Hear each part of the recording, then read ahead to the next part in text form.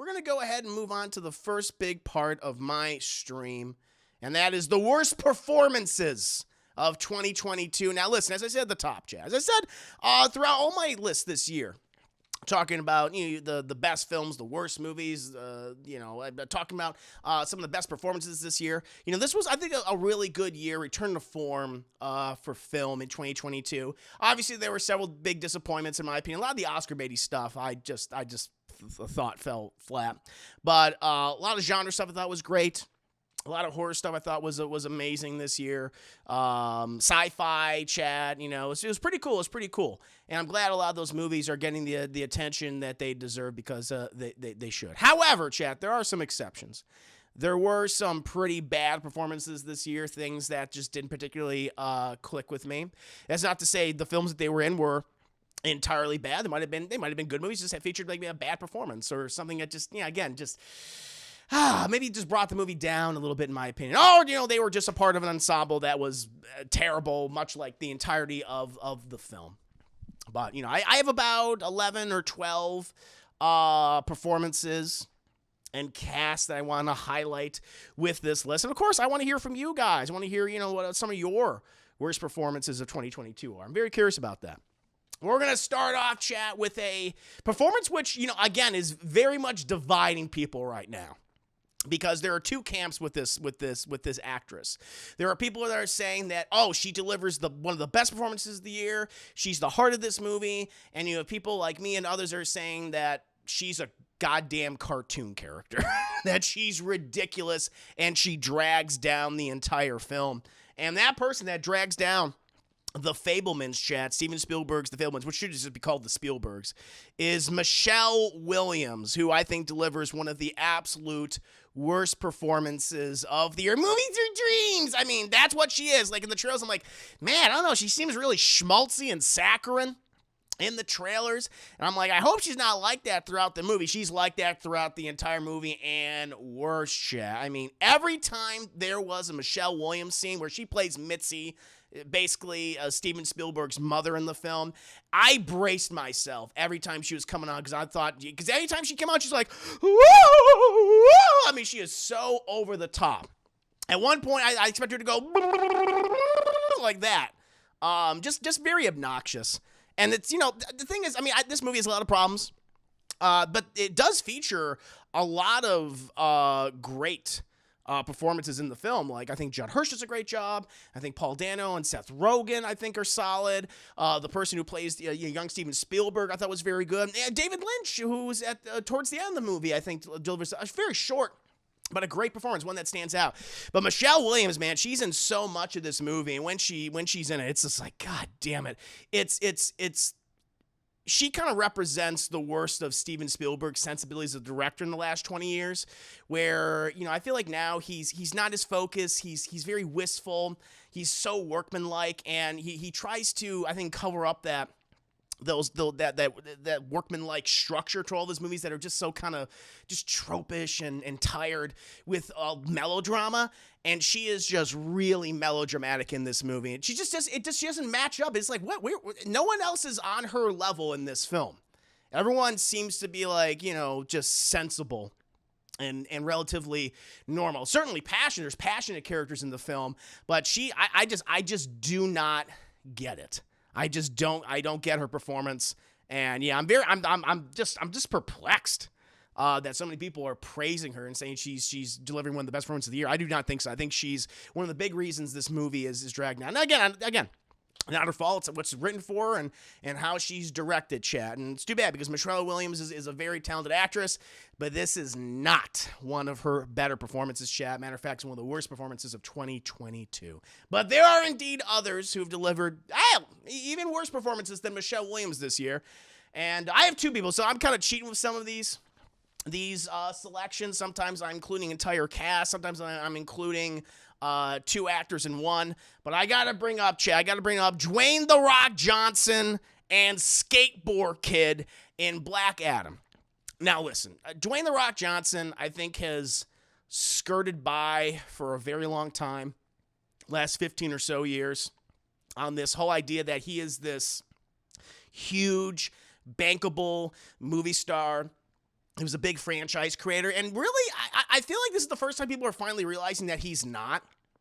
You know, he's always kind of played himself in these movies a lot of the time. There's, of course, some exceptions, but for the most of the time, he's just himself. And he's always kind of attached himself to big franchises that were already doing well, or brands that people were already recognized and already in the pop culture zeitgeist, and those did well. Because he's never started a franchise before. He's always kind of embedded himself like a big buff tick and started sucking out all the essence from it. And kind of retroactive people have said, like, oh, yeah, he's the reason why all those movies are as great as they are, which is like, that's not really true.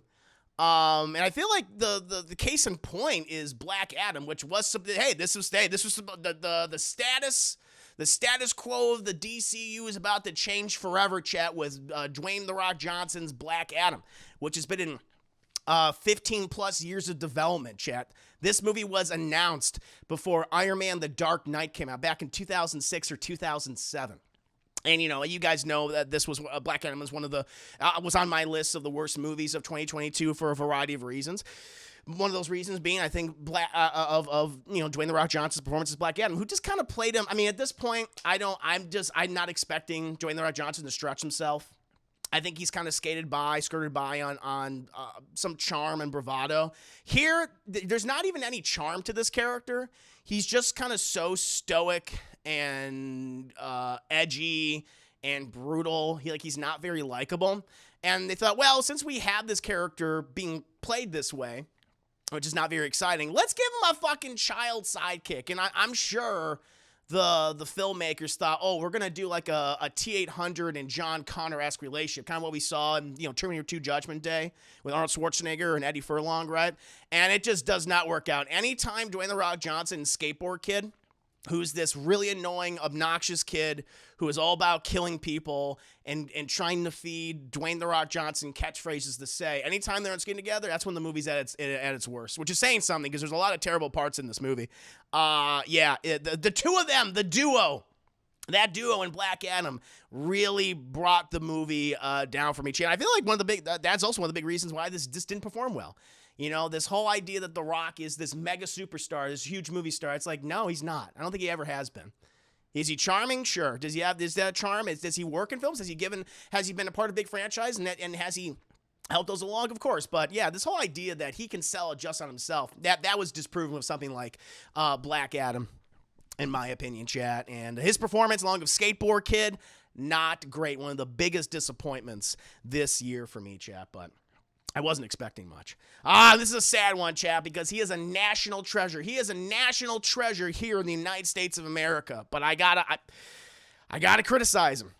I gotta call him out, chat, and that's Tom Hanks. Not only for playing a hobgoblin in Elvis, Baz Luhrmann's Elvis, which, again, that's not a great movie. I feel like Austin Butler is the shining star. That movie would not work without him.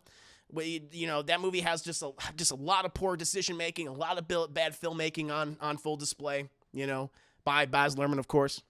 But Austin Butler, he delivers such a great performance that he makes that movie watchable. You know who doesn't make it watchable, chat? Tom Hanks as Colonel Parker, who was Elvis's real life agent. Now, even though the original Colonel Parker, he was from I forget what specific foreign country he was from. He kind of, came up with this whole idea of this persona of this kind of like Southern businessman gentleman thing.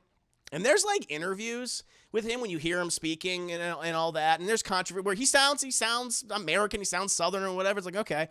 And, he looks relatively normal, but, he did a lot of terrible business practices, of course. Which, affected the real life Elvis Presley. But the way in which Tom Hanks plays him, he just plays him like a supervillain throughout the movie. Like, you think I am the villain of this story. And it's like, what is this? This sounds nothing like him. And they have him buried in really shitty latex makeup and a fat suit. And it's like, they just play dress up with Tom Hanks. They just kind of push him out there and he waddles out and he says some mildly, creepy things. And then he waddles away to the next scene. It just does not work. Tom Hanks, he's done a lot of accents in his career. I don't think it's always been his strong suit.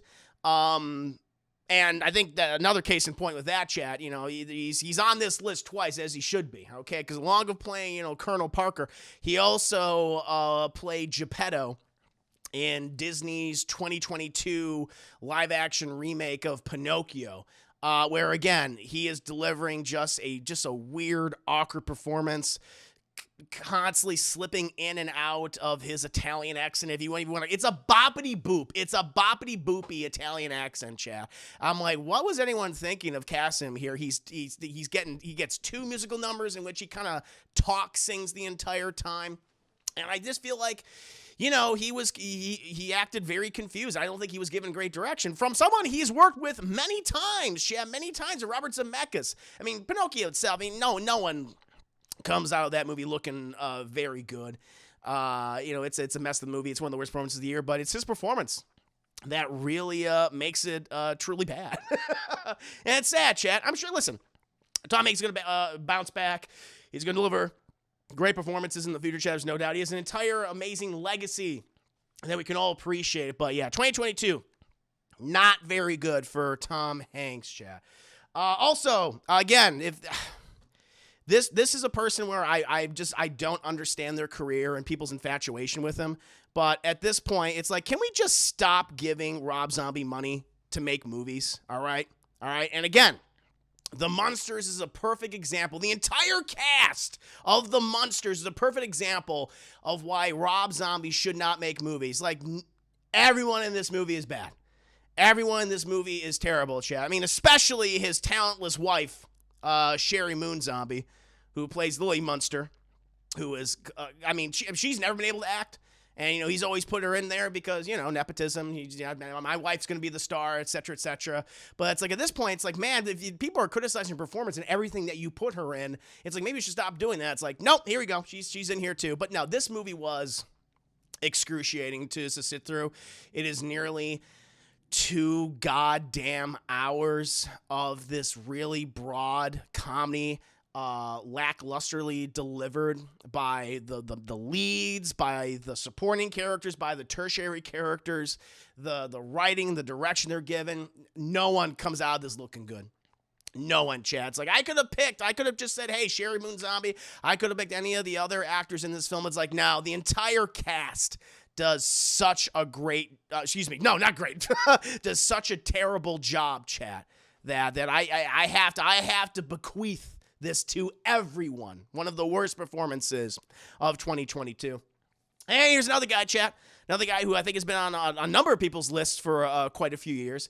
But I got to hand it to Jared Leto. He's delivering awful performance after awful performance, chat. One of his worst performances of his entire career is definitely as Dr. Michael Morbius in Morbius.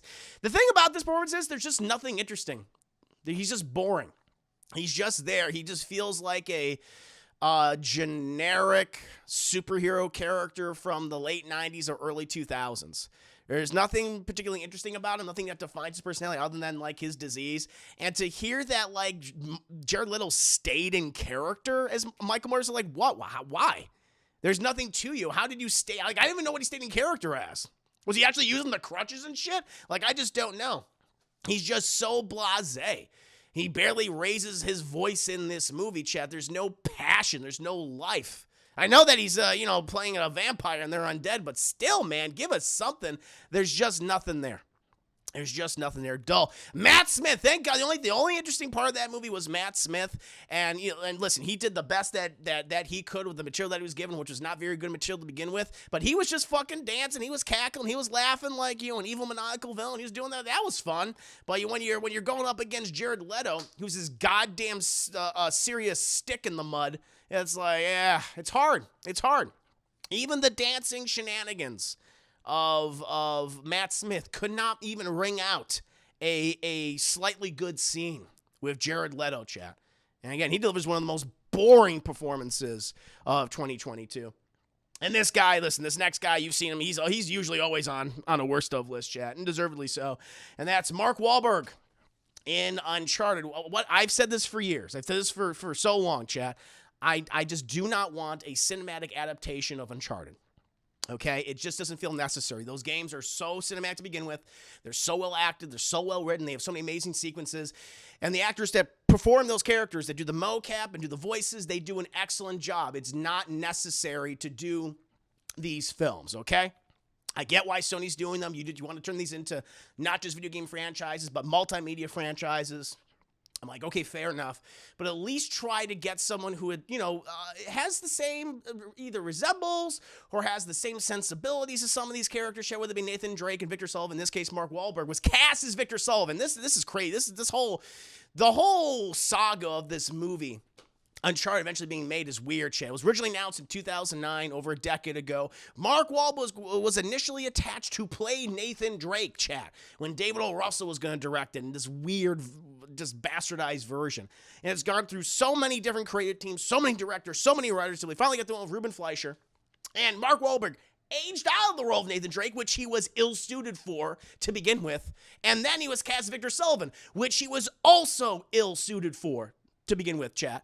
And there's nothing, if you were to say this is the same character, if you were to watch clips or gameplay featuring Victor Sullivan from Uncharted, and you watch Mark Wahlberg, and I would say, what's similar about these characters? Nothing is similar about them. He has none of the comedic personality. He's not a father figure to Nathan Drake at all. None of that's there. He doesn't even have the look. And I told you, I don't mind spoiling this goddamn movie, because it's cherry picking from the games.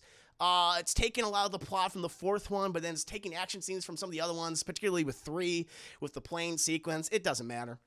But, you notice, like, one of the physical traits that defines Victor Sullivan is his mustache. And you notice in marketing materials and trailers and the movie itself that Mark Wahlberg does not have his mustache. And what did I say, Chip, before this movie came out? Like, they're not sure with the mustache. I'm telling you, it's going to be at the end of the film. It's going to be end credit stinger, in which he's going to have the mustache. He's going, like, yeah, so I grew a mustache. What do you think, Nate? You like it? Do you don't like it? And everyone's like, ooh, Sully. And they do exactly that. Exactly. I'm like, I knew it. But yeah, it's Mark Wahlberg, and so I mean that's what he's given good performances before. I mean, when he hits, but a lot of the time he misses. And this is just the latest miss in Mark Wahlberg's career. No, yes, indeed. Another person, Chad, which I'm kind of sad to put on this list. Although, again, I was already, I'm like, I don't think this is good casting here. This is just very bizarre, very weird. I think it's another case of miscasting and just being in a really bad movie. Really mean-spirited, exploitive, disgusting film. And sadly, Chad, that's, Ana de Armas in Blonde, who plays the character of Marilyn Monroe in this 3+ hour, as they describe it, a fictional biopic. They literally say at the end of the film, where you just watch Marilyn Monroe suffer through 3 hours, emotional, psychological, physical trauma, scene after scene after scene. And, that's already bad. But you have Ana de Armas, who's a very fine actress yet. She's been in some great stuff. She's delivered some great performances over the years. But I just don't understand why they went with her. Every other line she has, her Cuban accent comes out. I'm like, I don't think Marilyn Monroe was Cuban.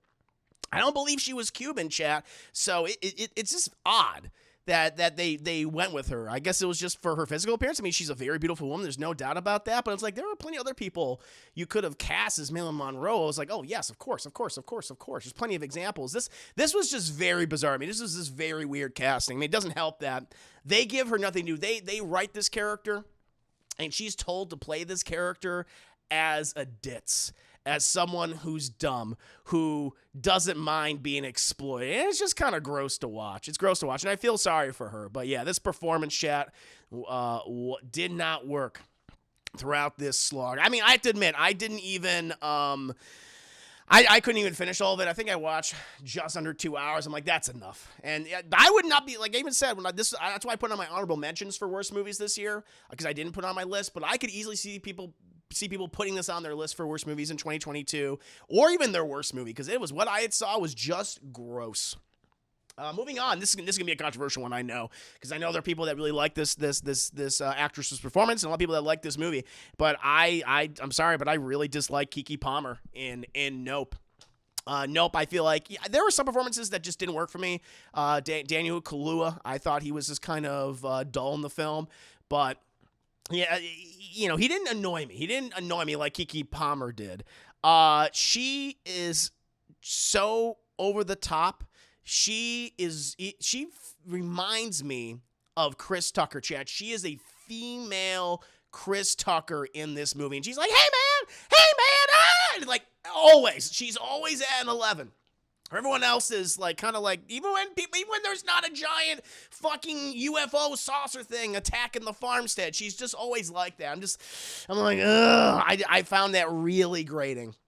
It didn't work for me. And I get it because they wanted to, Jordan Peele wanted to have two siblings who are basically polar opposites from each other. One who's very stoic and he doesn't make eye contact. He's mumbling most of the time.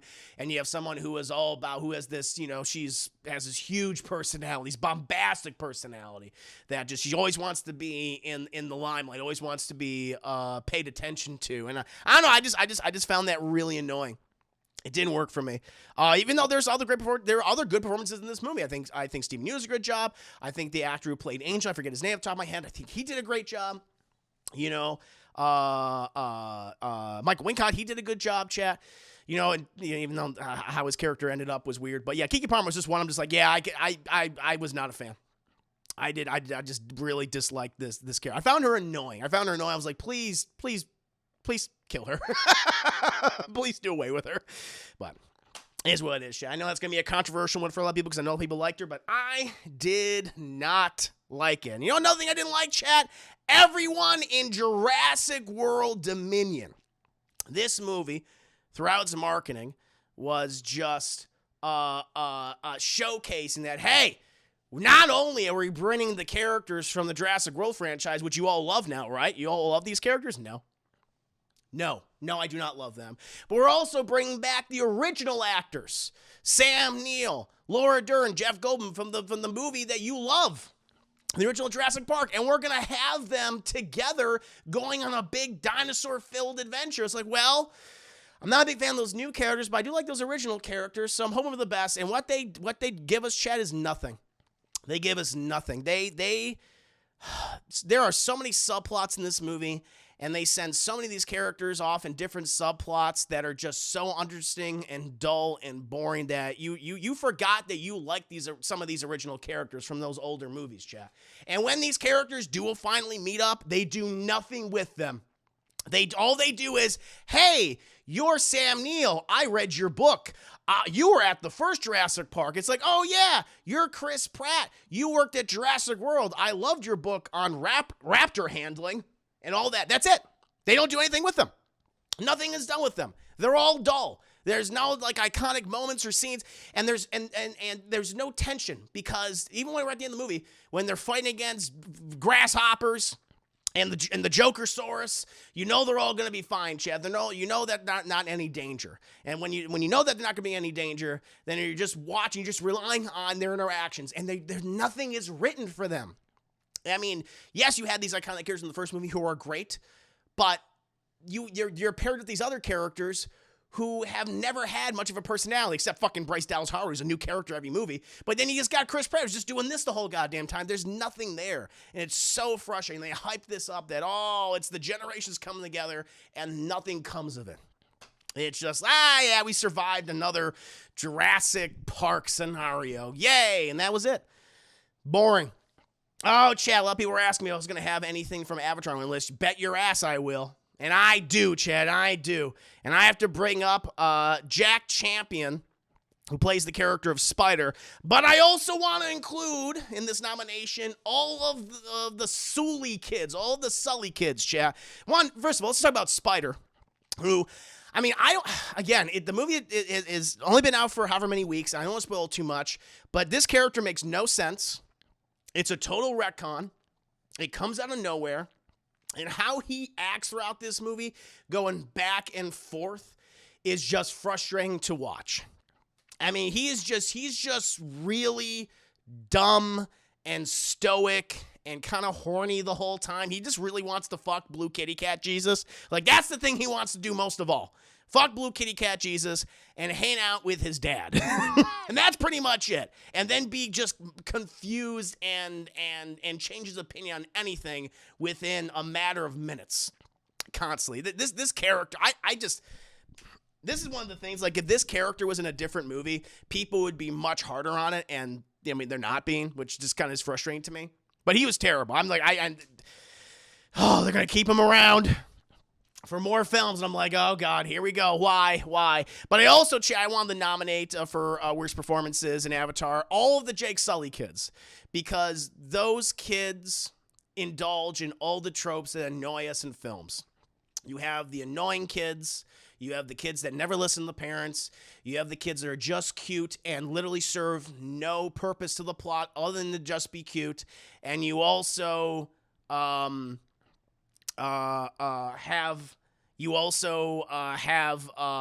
moments in which they're just getting captured time and time again. And they use these excuses. That it's like, oh, well, look at this, I got captured again. It's like, that's no goddamn excuse. And the lines that they deliver, the bro, like the amount of times that I heard bro in this movie, and dude, and cuz, I thought, am I in a fucking fraternity?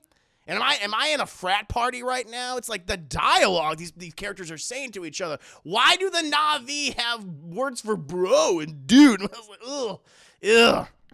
It's I mean, listen, the acting in Avatar overall is not great. They don't really give these characters much to do other than be in the water. They love the water in this film, but these characters just stand out. Like this, Jack Champion.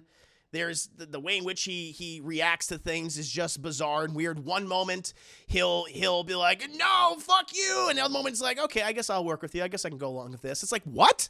I mean, you get fucking whiplash of his performance, chat, throughout the entirety of the film. It's like, if you just took him out, it would be a lot better. It doesn't make any sense. And plus, he's just appropriating shit. He's a human appropriating Na'vi culture, chat. It is just terrible. Absolutely terrible. And then, wrapping up this list, I have everyone in 365 days. Listen, all these actors are bad. There's no doubt about that. But, they're all indulging in and glorifying rape and kidnapping and the abuse of women. And it's just really, really gross to me. And they're all really, really gross. But this is the one where I'm kind of personally like, fuck these people, fuck these actors for what they're participating in. It's like, yeah, the movie's like, it's barely a movie. It's more of a